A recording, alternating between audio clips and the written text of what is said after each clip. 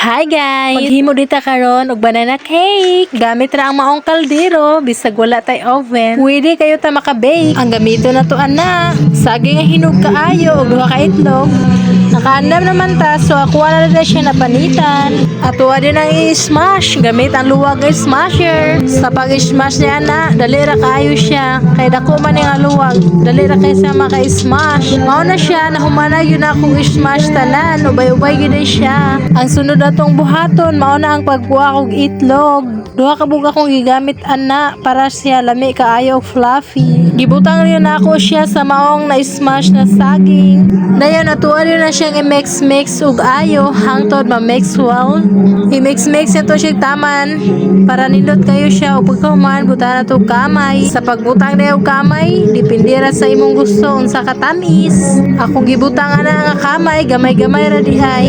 Diyon pagkahuman i-mix na tog ayo. Pagkahuman butangan ako og yes, abi na ko man siya og mao ang baking. Yes, man di ay. So, mas okay ang dato kung mao jud ang maong baking. Pero okay lang na kay mutubo man gihapon pero mas nice unta kung mao ang baking jud. Pagkahuman gibutangan din ako na siya og harina. Duha ka baso akong gibutangan na para ubay-ubay siya og daghan.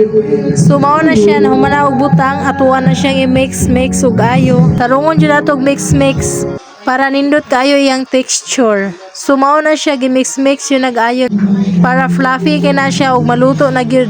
Yun pagkahuman hapit na nahuman ako mix.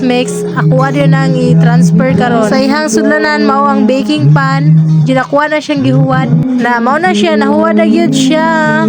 Mao na atong final na banana cake recipe.